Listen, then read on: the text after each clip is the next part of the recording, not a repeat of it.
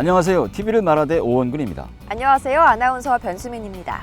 지난 6월 영국 옥스퍼드대 부설 로이터 저널리즘 연구소가 디지털 뉴스 리포트 2023을 발간했습니다. 로이터 저널리즘 연구소는 2012년부터 매년 각 나라의 디지털 뉴스 환경을 조사해 공개하고 있는데요. 이는 각 나라의 언론 환경 등을 비교 분석한 사실상 유일한 자료로 언론 학계와 기관들에서 자주 인용되고 있습니다. 이 보고서에 따르면 한국인의 뉴스에 대한 신뢰도는 지난해보다 2% 낮아진 28%로 집계돼 조사 대상 46개 국가 중 41위, 또 아시아 태평양 국가 중에서는 대만과 함께 최하위를 기록했는데요. 조사에 참여한 2016년 이래 한국은 줄곧 최하위권을 벗어나지 못하고 있는 상황입니다. 언론사의 선별적 보도 태도, 기사로 위장한 광고, 자극적인 제목으로 뉴스 소비자를 유혹하는 질 낮은 기사의 반복 생산 등 디지털 뉴스 리포트 2023에 드러난 현 상황의 원인을 딱 집어 이것이라고 말할 수는 없겠지만 언론이 스스로 뿌린 씨앗이 결과로 드러났다는 점만큼은 자명해 보입니다. TV를 말하다 지금 시작하겠습니다.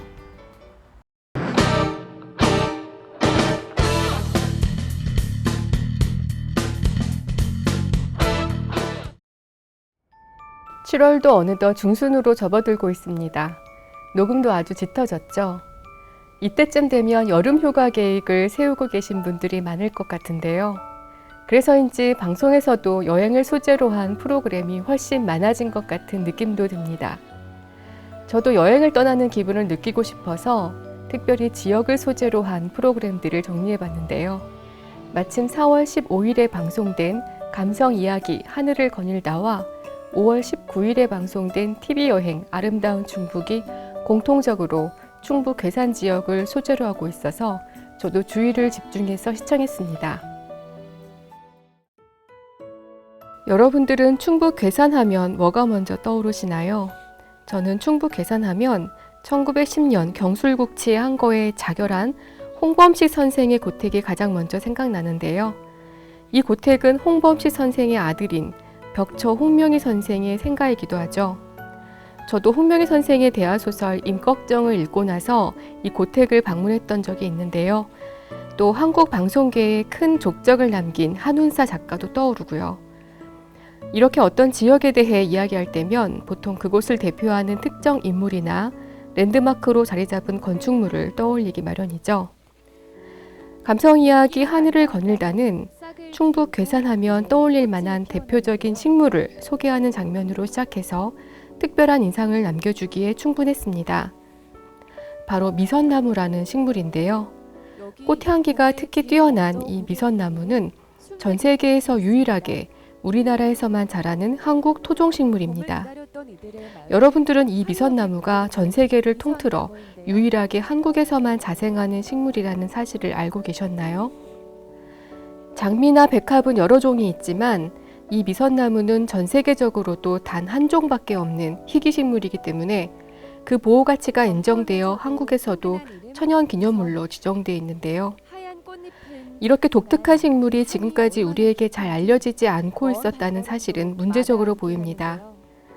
미선나무 꽃은 개나리보다도 더 일찍 개화하는 탓에 한국에서는 그야말로 봄의 전령이라고 부를 법한데요.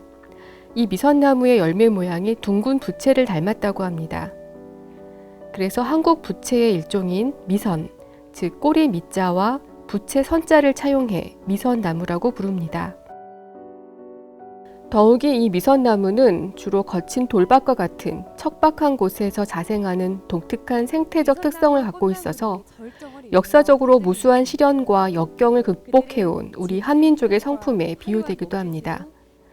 이런 특성으로만 보더라도 미선나무는 우리 한민족에게 특별한 식물로 대우받을 법한데요.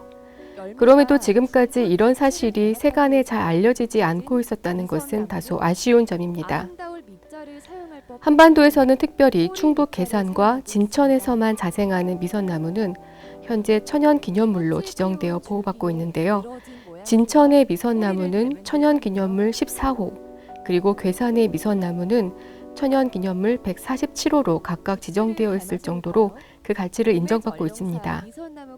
더욱이 조선시대의 미선나무는 조선의 육도목으로 알려져 있을 만큼 전 지역에서 자생했었지만 지금은 쉽게 찾아볼 수 없는 귀한 나무인데다가 화려하고 진한 향기로 강한 존재감을 뽐내는 꽃의 관상 가치가 뛰어나서 보호종으로 분류되어 있습니다. 그 때문에 마당이 있는 주택 정원의 관상수나 울타리용으로 활용되고 있는데요. 한 가지 더 인상적인 것은 바로 미선나무의 꽃말입니다. 미선나무의 꽃말은 모든 슬픔이 사라진다라고 하는데요. 척박한 탕에서 소박한 화려함으로 자신의 존재감을 밝히면서 꿋꿋하게 자생해온 미선나무의 특징과 아주 잘 어울리는 꽃말이죠. 이런 모든 특징을 감안할 때 미선나무는 괴산 지역을 대표하는 상징물로 각광받을 수 있도록 정책적인 지원이 필요해 보입니다. 감성 이야기 하늘을 거닐다 충북 괴산편에서 또 하나 저의 인상을 끈 장면은 바로 회화나무였습니다. 방송에서는 청안 동헌 돌담 옆에 자리한 수령 300년의 커다란 회화나무를 볼 수 있었는데요. 회화나무는 괴산 지명의 유래와도 깊은 관련이 있죠.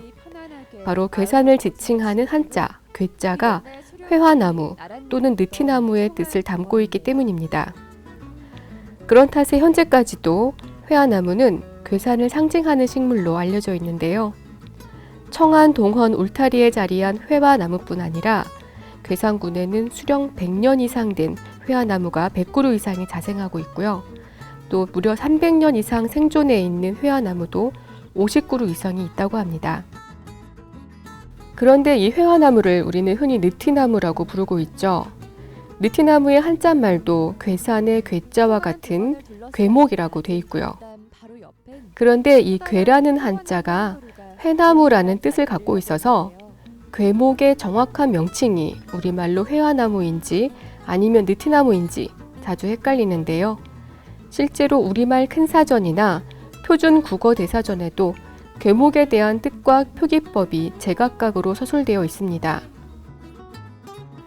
그런데 명문당판 한한대자전을 보면 괴목이란 회화나무와 느티나무 등이 있는데 한국에서는 느티나무라고 쓴다라고 서술되어 있습니다.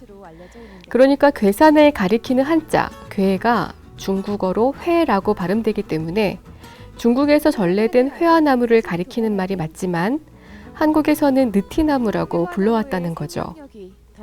그러니까 명문당판 한한대자전을 따른다면 괴산 지명의 유래가 된 실물은 중국에서 전래된 회화나무고 이 회화나무를 한국에서는 느티나무라고 불러왔다고 보면 맞을 것 같습니다. 중국에서도 회화나무는 상서로운 식물로 생각해서 중국인들도 매우 귀하게 여겼다고 하는데요. 그래서 회화나무를 대문 앞에 심어두면 잡귀신의 접근을 막아주고 집안의 평안을 도모했다고 합니다. 이뿐만 아니라 회화나무를 심어야 그 집안에서 출중한 학자를 배출시킬 수 있다고 믿었다는데요. 그런 탓에 회화나무를 학자수라고도 불렀다고 합니다. 실제로 영어 학명도 Chinese Scholar Tree라고 돼 있을 정도로 회화나무는 학자의 나무, 선비의 나무로 알려져 있습니다. 조선시대 궁궐 마당이나 출입구 근처에서 이 회화나무를 많이 볼 수 있는 이유도 바로 그 때문입니다. 이런 회화나무의 상징성 때문에 옛날부터 서원이나 향교와 같이 학생들이 공부하는 학당 주위에 심어서 훌륭한 학자를 배출하기 위한 염원을 담았다고 하는데요. 이런 이유로 옛날 과거 시험에서 장원급제를 하면 삼호관대에 꽂았던 어사화가 바로 이 회화나무 꽃이었습니다. 회화나무에 담겨있는 이런 상징성들을 의식적으로 살펴보면 괴산에 높은 수령을 가진 회화나무가 많다는 사실은 매우 특별하고도 귀중한 역사성을 환기해 줄 만합니다. 이런 역사적 사실들을 인식하면 괴산에 있는 회화나무, 느티나무는 특별한 대접을 받을 가치가 있음을 새롭게 확인할 수 있는데요. 지역을 소개하는 방송 프로그램이 매번 잘 관리된 유적이나 역사적 건축물을 반복해서 소개하기보다 오랫동안 수면 위로 부상하지 않았던 새로운 사실들을 흥미로운 관점에서 소개해 준다면 그 지역에 대한 인식의 확장을 가져오는 데 도움이 되지 않을까요? 그 밖에 또 특정 지역을 여행할 때 빠질 수 없는 것이 역시 맛집 탐방일 텐데요. TV 여행 아름다운 충북 괴산편에서는 다큐멘터리와 여행을 전문으로 하는 차기열 사진작가가 괴산의 특별한 맛집을 소개해줘서 괴산 여행을 계획하시는 분들께 흥미를 더해주었습니다. 방송에서는 젊은 부부가 운영하는 치아바타 빵집과 늦둥이 아들이 먹을 수 있도록 수제햄을 넣어 만든 건강한 부대찌개 식당을 볼 수 있었는데요. 남녀노소 구분 없이 누구나 좋아할 만한 음식이라는 점, 그리고 무엇보다 옥수수와 같은 괴산의 특산물을 활용해서 만든 건강한 음식을 먹을 수 있다는 점은 괴산을 찾는 방문객들에게 호기심과 친근감을 제공해 준다는 점에서 매우 유용한 선택이었다고 생각합니다. 더욱이 괴산의 풍요로운 자연지형을 활용해서 만든 산양 동물복지농장은 괴산에 대한 이미지를 더욱 풍요롭게 만든 1등 공신이라고 할 수 있을 텐데요. 마치 대관령의 푸른 초원을 뛰어다니는 산양을 연상시키는 이 동물복지농장은 전국에서도 손꼽을 만한 산양류 생산지역으로 각광받기에 충분한 가치가 느껴지는 곳이었습니다. 고단한 현대인들의 정서적 힐링과 순한 산양들의 행복을 위한 청정 자연 여행지로 삼을 수 있는 곳이 바로 괴산이라는 점을 잘 알려준 방송이었기 때문입니다. 그런 점에서 저는 이번 여름 휴가지를 괴산으로 정했는데요. 역사와 자연과 음식의 맛을 한 번에 경험할 수 있는 괴산 지역 여행을 여러분들께도 적극 추천드리고 싶습니다. 이혜진 교수께서는 여름 휴가철을 맞아 우리 지역을 소재로 한 여행 프로그램에 대해서 이야기하셨는데요. 특히 그중에서도 충북 괴산군에 대해서 말씀하셨습니다. 우리나라에만 자생하는 미선나무와 또 괴산 지명의 유래와도 깊은 관련이 있는 회화나무 등 괴산의 중요한 측면들이 잘 알려져 있지 않은 현실에 대해서 안타까워하셨는데요. 이렇게 각 지역에 대한 새로운 사실들을 재조명하는 데 있어 지역 방송사의 역할은 빼놓을 수 없을 겁니다. 앞으로도 우리 지역에 대한 인식을 확장시키는 데 앞장서는 CJB가 되겠습니다.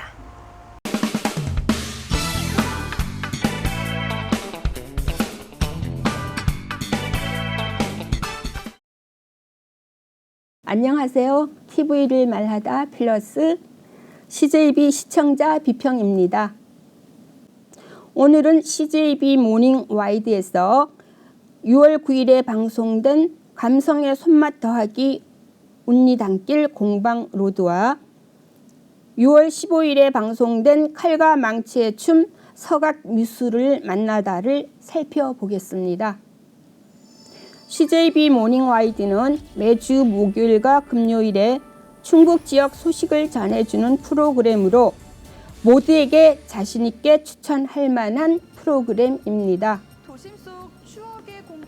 먼저 6월 9일에 방송된 감성의 손맛 더하기 공방로드는 청주 고인세 박물관에서 온천 신봉 주민센터까지 도시재생 사업의 일환으로 예전의 고즈넉한 감성을 그대로 살려 조성된 청주시의 운리단길을 조명했습니다.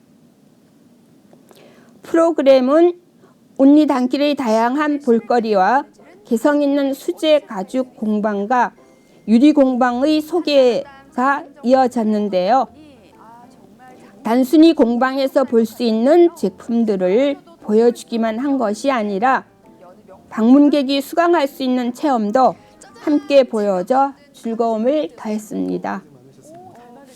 하지만 단순히 공방 소개와 운리단길의 모습 보여주기로 그칠 것이 아니라 기록문화도시, 공예예술도시로서의 청주라는 관점까지 확대하여 직지탐험로와 청주예술의 전당까지 연계해서 소개하는 후속 방송이 제작되면 좋겠다는 생각도 들었습니다.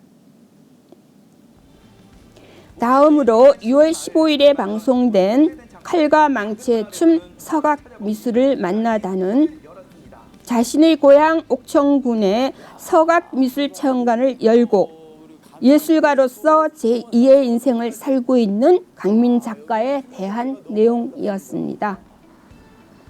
서각미술은 글과 그림, 공예와 조각의 요소가 모두 포함된 종합 예술이라고 할 수 있다고 하는데요. 작년 말 청주시 남문 갤러리 카페에서 열렸던 최재영 작가의 서각 전시 나무 글을 품다가 생각나 무척 반가웠습니다. 당시 전시전에서 한글 히읗으로 이루어진 작품이 웃음을 표현하는 듯한 우리 문자의 아름다움으로 다가와 무척 인상 깊었었는데 프로그램에서 소개된 강민 작가의 작품들 또한 최재영 작가의 작품과는 다른 방향에서 한글과 서각 미술의 아름다움을 잘 보여주었습니다.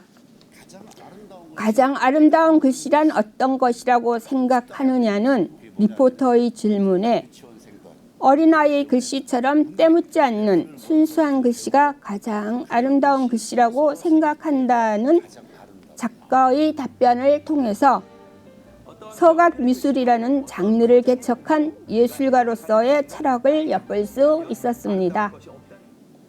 방송을 보고 나서 도심에 가까워 시민이 접근하기 좋은 공간에도 서각미술 체험관이 생겼으면 좋겠다는 작은 바람이 생겨나기도 했습니다. 다양한 예술 체험관이 생기고 이를 체험하는 시민이 늘어날수록 기록 문화 도시로서 그리고 공예예술 도시로의 청주의 위상도 높아질 것이라는 생각도 들었습니다. 마지막으로 6월 15일 노인학대 예방의 날에 방송된 CJB 모닝 와이드는 방송 오프닝이 무척 인상 깊었는데요. 통계청에 의하면 우리나라의 노인 인구는 950만 명으로 2025년이 되면 1000만 명을 넘어설 것이지만 우리나라 노인들의 행복 지수는 나이가 들수록 낮아지는 것으로 나타났는데 그 이유 중 하나가 노인학대라고 합니다. 라며 오늘의 노인학대 예방의 날임을 상기시켜 주었습니다. 행복한 노년을 위해서 무엇을 준비하고 사회는 어떠한 도움을 줄 수 있는지 마음을 모아보고 생각해보는 하루가 되면 좋겠습니다.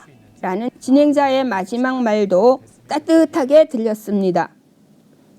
앞으로도 CJB가 사회의 취약점을 살펴보고 지역의 다양한 모습을 전달하며 이 시대를 함께 걸어가는 지역방송의 멋진 역할을 계속해 주길 기대해 봅니다.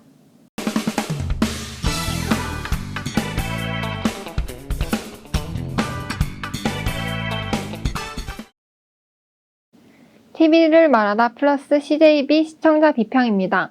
안녕하세요. 저는 충북시청자 미디어센터 시민미디어 비평단의 구유숙입니다.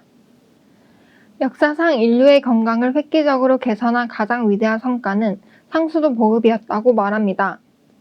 깨끗한 수돗물이 공급되기 시작하면서 과거 수많은 인간의 생명을 앗아갔던 콜레라, 장티푸스와 같은 수인성 전염병은 점차 사라져가고 있습니다. 그만큼 수돗물은 인간의 수명과 삶의 질에 직접적인 연관이 있다 할 수 있는데요. 지난 4월 18일 CJB 8시 뉴스에서 우리 지역 청주시의 수돗물에 대해 보도한 기사가 있어 청주시 입시까지 검사로 안전한 수돗물 신뢰 얻는다 기사를 살펴보려고 합니다. 제가 살고 있는 지역인 청주시의 경우 수돗물을 이용하는 인구는 약 84만 명입니다. 청주시는 시민들이 안심하고 수돗물을 이용할 수 있도록 수질 관리를 강화하고 있다고 하는데요. 끓이거나 정수하지 않고 마셔도 된다고 홍보하지만 수돗물을 직접 마시기에는 아직 꺼림칙하다는 분들이 많습니다. 실제로 환경부가 공개한 2021년 수돗물 먹는 실태조사 결과 보고서를 살펴보면 수돗물을 그대로 마시거나 끓여 마시는 경우는 충북 평균 23.8%라고 합니다. 이 중 끓이지 않고 직접 마시는 경우가 몇 %인지는 정확히 나와 있지 않지만 끓여서 마시는 경우를 모두 포함해도 10년 전에 OECD 국가 수돗물 직접 음식률 평균인 51%의 절반에도 미치지 못하는 것이 현실입니다. 기사는 이렇게 수돗물을 직접 운용하는 가정에 많지 않은 현실을 반영한 듯 정말 안전한지와 또 안전하다며 어떻게 주민 신뢰를 얻을 수 있는지가 관건이라는 앵커 멘트로 보도를 시작했습니다. 이어진 장면은 수돗물의 안전성에 대해 걱정하는 시민의 모습이었습니다. 실제 시민들의 느끼는 불안감을 뉴스에 담아내어 높은 공감을 불러내고 있습니다. 이어진 인터뷰에서 청주시 상수도 사업본부팀장은 매월 수돗물에 대해서 60개의 항목을 검사하고 있어 직접 운용해도 전혀 문제가 없는 깨끗한 수돗물이기 때문에 안심하고 마셔도 좋다고 강조했습니다. 하지만 환경부가 공개한 2021년 수돗물 먹는 실태조사 결과 보고서에 따르면 일반 시민이 수돗물을 직접 마시지 않는 진짜 이유는 수돗물의 생산 과정에 문제가 있을 것이라는 걱정보다는 수돗물의 급수 과정에 대한 불안입니다.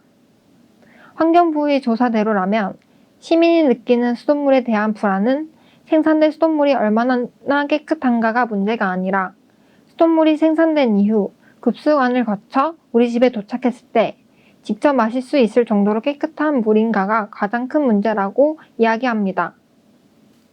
시민의 이러한 불안감을 해소하기 위해 기사에서 소개된 제도는 수돗물 안심 확인제였습니다. 환경부의 물사랑 홈페이지를 통해 수질 검사를 의뢰하면 지자체 검사 담당자가 신청자의 가정으로 직접 방문해 수돗물 채수를 실시하여 1차적으로 탁도, 중금속 등 총 6개의 항목을 검사합니다. 이후 수질 검사 결과를 시청자에게 알림으로써 각 가정으로 도착하는 수돗물에 대한 신뢰를 높이려 시행하고 있는 제도이기에 이 제도에 대한 상세한 설명이 함께 제공되었다면 훨씬 효과적인 보도가 되었겠지만 기사 어디에서도 수돗물 안심 확인제에 대한 상세한 설명이 이루어지지 않았습니다. 시민이 가지는 수돗물에 대한 불안함의 원인을 제대로 읽어내지 못했다는 아쉬움이 있었습니다. 기자의 말대로 수돗물을 직접 운영하고 있는 가정이 드문 현실에서 기사 후반부에 이어진 환경부의 일반 수도 사업자 평가에서 전국 1위를 했다. 세계 물의 날 행사에서 대통령 표창을 받았다와 같은 피상적인 홍보만으로 과연 시민의 수돗물에 대한 신뢰를 얻을 수 있을지 의문이 드는 아쉬운 기사였습니다.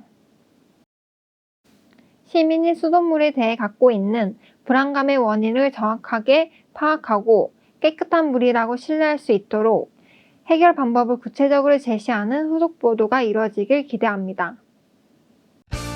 짧은 시간 동안 많은 비가 쏟아졌다가 며칠은 또 더웠다가 올해는 유독 폭우와 폭염이 번갈아 찾아오는 느낌입니다.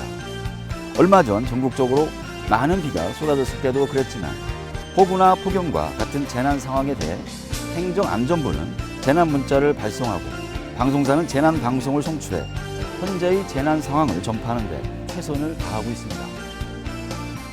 알람과 함께 송출되는 재난 문자와 재난 방송이 번거롭고 시끄럽다고 느끼실 수도 있지만 해당 권역의 재난 상황을 알리는 내용인 만큼 알람이 울린다면 반드시 한 번쯤은 확인해 주시기 바랍니다. 7월 TV를 말하다는 여기까지입니다. 저희는 8월 세 번째 토요일에 다시 인사드리겠습니다. 함께해 주신 여러분 고맙습니다.